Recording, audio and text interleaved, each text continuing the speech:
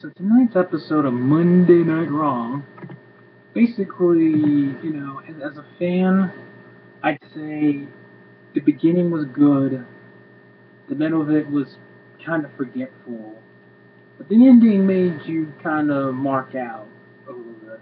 So I'll get to that in a second, but excuse me, fraying allergies, whatever. But anyways, so kicked off, of course, tonight, Monday Night Raw with a little tribute video, a little moment of silence for the late great Ultimate Warrior, or Warrior, and I'm not gonna sit here. You guys know me. I said this in my rant just a few days ago. I'm not gonna sit here and pretend like I was a Warrior fan, or the biggest Warrior fan ever, and sit here going like, "Oh, I like Warrior now because like he died," and WWE showing clips of him, and I think he's awesome. Blah blah blah. I respect Warrior. I've never really been a fan of his, but you know, it's sad to see, him leaving two little girls, in this world. And but even though it is sad, at the same time, I mean, what better way to go out, really? I mean, that's not to any disrespect, and I hope no one takes that uh, in a disrespectful way. But why else would you rather go? You buried the hatchet with WWE and a lot of its old time legends, and here at WrestleMania, you make the final speech on Monday Night Raw, and then it happens. So that was a little nice, a little tribute to Warrior. Anyways, back to the show. It was just okay. I didn't know what to think of this. All right, so we kick off with the night having freaking RVD, No Job Rob versus Alberto Del Rio in an Intercontinental tournament match. That's right. We're having a tournament match for the Intercontinental Championship between the number one contender to face Big E at I believe it's Extreme Rules. Not that they're gonna have it on random Raw, but anyways, I like what they're doing with this because it makes the Intercontinental Championship more prestigious than it's been in like years. Remember the Intercontinental Championship used to be a stepping stone right before the World Championship, so it was a big deal. It's a big thing, whatever. And I like too how they showed in the video package for Warrior.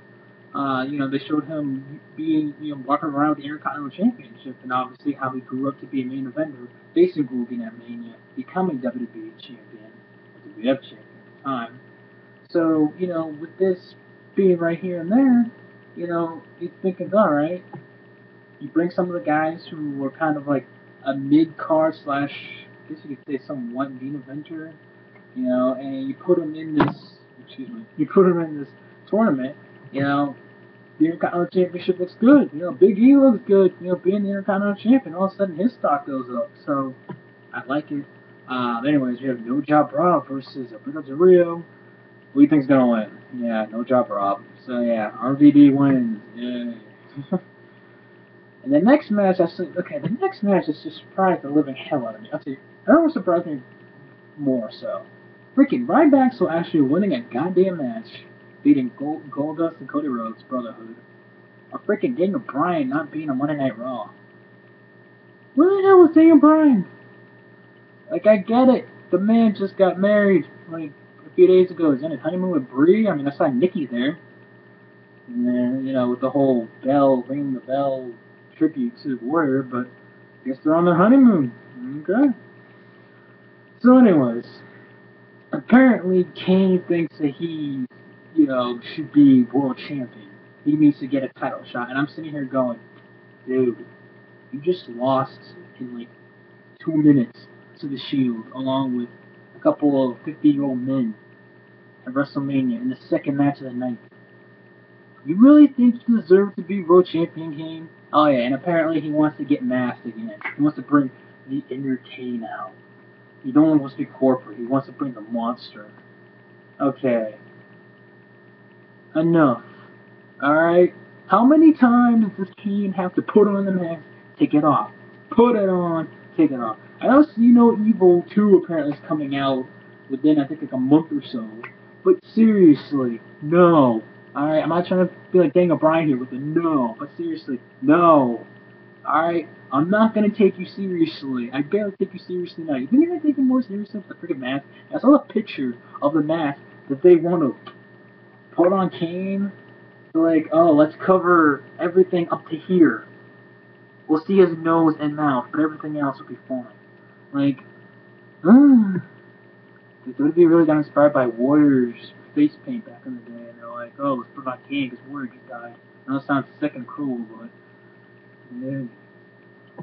Next, we have another vignette of Bo Dallas, and I'm just sitting here going, oh my god.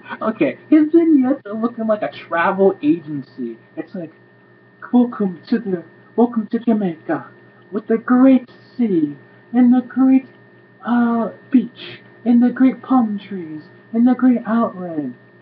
What you believe in me? Like, they might as well just do that. Like, seriously, with this whole Bo Dallas thing. I mean, Bo Dallas is so bad, it's hilarious. Like, seriously, the guy, whenever he's like, gotta believe in me. I mean, look at all my believers here. They believe in me. You should believe in me, too. I'm just sitting here going, dude, you're creepier than your freaking brother, aka Bray Wyatt. Like, what? Anyways, then we move on to, by the way, no AJ tonight. Thank God. Without a 12-year-old. Oh yeah, speaking of 12-year-old. 12-year-old supposedly fiance. Enough chanting his goddamn name. Alright, we get it. He's gone. He's probably not coming back in the near future. Alright, he'll probably come back eventually when WWE's like, LOL, want to be in the Hall of Fame in 20 years? But no. Like, ugh. Like, stop chanting Punk's name. He's not coming back. You just look incredibly stupid chanting it. He's not there. He's not coming back. God, you just look so stupid. But anyways, Lisa Fox versus Paige. Lisa Fox is like freaking women's division of freaking, I don't know, I'm trying to think of a job off the top of my head. I'm gonna say Ziggler, but at least Ziggler occasionally wins matches.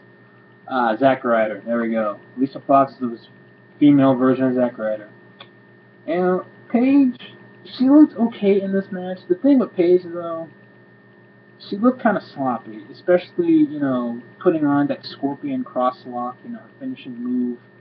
I mean, I guess, they're trying to do it with her because obviously last week Paige didn't do all that good job at selling the Page Turner, and now with the Scorpion crosswalk, it's just like, okay, a little rusty. I think she's a little bit nervous getting on the main roster, but I think through time that'll probably fade away. So, all right, so then we have an interesting match. Randy Orton and Batista, who I guess are a tag team, I'll get to that later on, don't worry, versus the tag team champions, the Usos. And, match pretty much ended in no contest. But, it was, I guess, decent for what it was until the Shield started to come in there and you saw where this was coming all of a sudden, so. But, yeah, it wasn't too bad. It was okay. You had Cesaro versus Mark Henry. Why does Cesaro not have a fame? I mean, I get it. He just broke up with the Real Americans. Obviously, can't have real people. But why don't you just go back to his previous thing that's on 2K14? I don't even know what it's called. Like, the Navanyo. I don't know how it goes, but that's the closest I can get to it. Like, freaking A. Like, so yeah, Cesaro wins, and the more I think about it, the more I'm saying, LOL, Cesaro's the Intercontinental Champion. Paul Heyman once again walks around with the Intercontinental Championship whenever he's going to be commentary with freaking Michael Cole, JBL, and Jerry King Lawler. Yes, that's it. Alright, so then we had Alexander Rusev versus Xavier Woods. I'm telling you, I don't give a damn about Alexander Rusev. I mean, the only thing I give a damn about is Lana. Alright, that bitch has freaking legs up to wazoo. Alright, and she's just, ugh. Let's face it, WWE's smart. Alright, they didn't put Lana with Alexander Rusev. We wanted to goddamn who the hell he was. Alright, they put Lana, a very beautiful, seems like talented manager with Rusev. You just care about that guy just a tad bit more. Not a lot, but you care about him a tad bit more. So, alright. Then you have, again, another qualifying Intercontinental Championship tournament match. Sheamus versus Jack Swagger. Seems like Swagger is getting that boot, you know what I mean? The typical boot of, okay, you're in a tag team, we're breaking you up, you're not going to do anything. So yeah, Sheamus wins. Yeah, woo. And then you have now you have a vignette of Adam Rose. Why is he playing Hungry Hungry Hippos? I mean, I get it. He's supposed to be a party animal. He's supposed to have fun. I understand it, but why is he playing Hungry Hungry Hippos? Why is a grown man playing Hungry Hungry Hippos? I've been playing Hungry Hungry Hippos since I was like 8. Alright? That game is like from like ages 5 to like 10. Oh, he's funny, and I like him on NXT, but freaking, he's gonna be kind of like the whole Emma thing all over again. You get caught, you're all over as hell at NXT. You get on the main roster, people are gonna look at you saying, "What the hell's your problem?" You know what I mean? So, it could be hit or miss. Okay, and then this whole John Cena. Oh my god. Okay, I know I'm gonna mention how Big Show and Damien Sandow, but you really want to get into that, so yeah. Freaking this whole John Cena thing. Oh my god. Okay, the only thing that was good about this, I'm not gonna sound like a Mark saying this, but when John Cena said, the last thing I need is a push because you don't want to. Was it the last thing you need is a push because you don't? Was it like you don't want to see that or I don't want to see that? Whatever. It was like something about I forget what it was, but I was freaking dying. I was like, oh my god, like this was hilarious.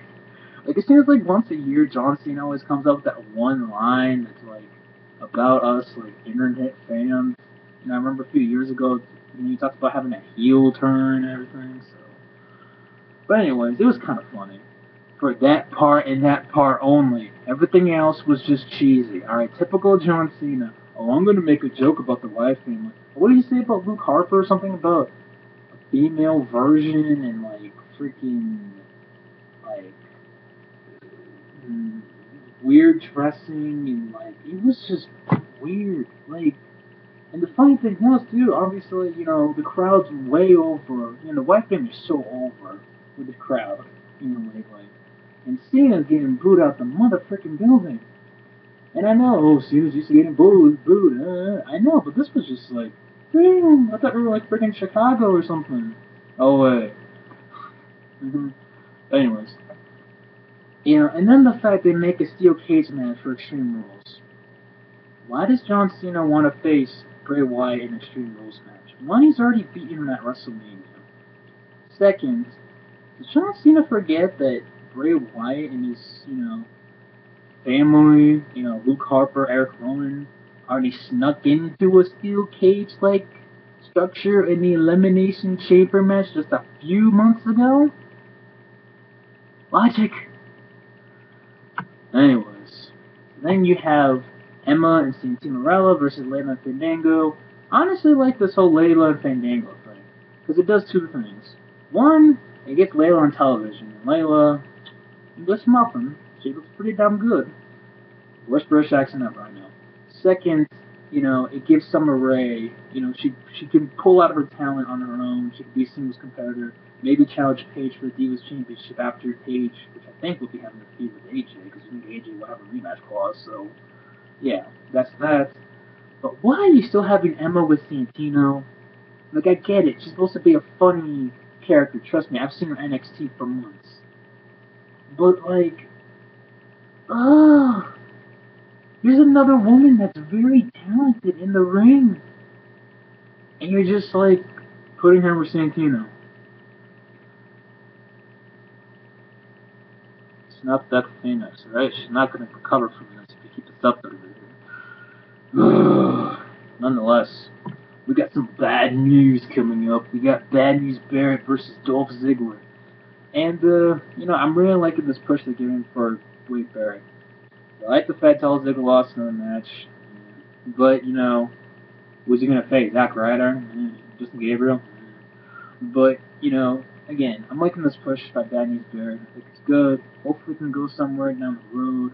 Maybe, I don't want to go crazy saying a world title match or something, but I doubt he's going to be in one.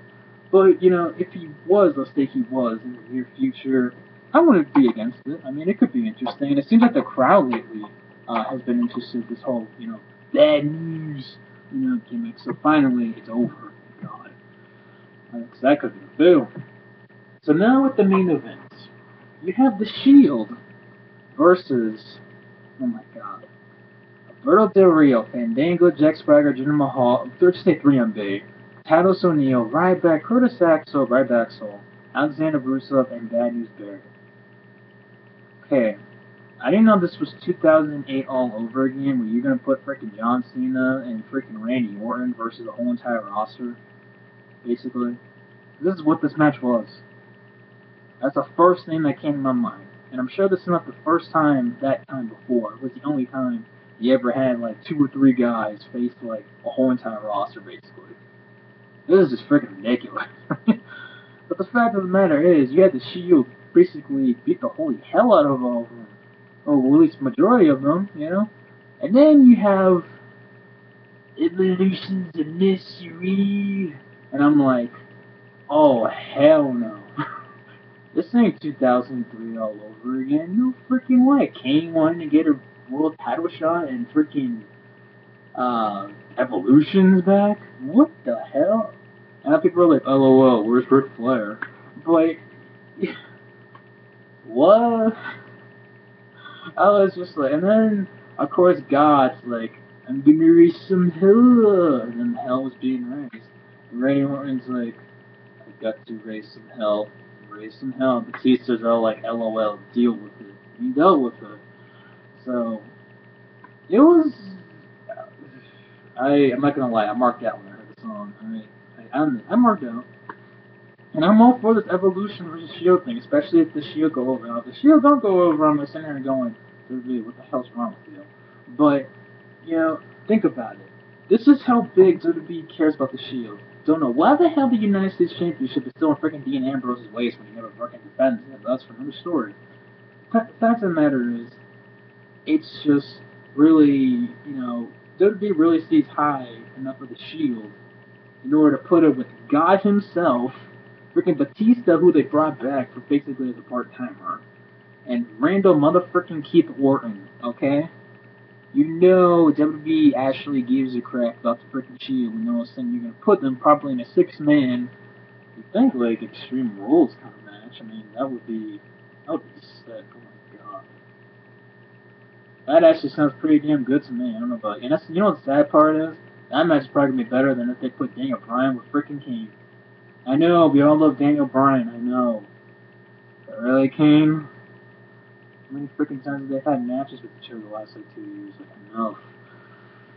But anyways, that was this episode of Monday Night Raw. It's basically the good, the bad, the ugly. You know, beginning and the ending was good. Some stuff were kind of bad. Others was just plain out ugly. Pretty much, yeah. But anyways, that's it for me. Oh my god, this review is long. Sorry for it being long. Hey, this is not Bruce Blitz, alright? I'm not making a 3-hour review and rant about John Cena for about an hour. Anyways, peace.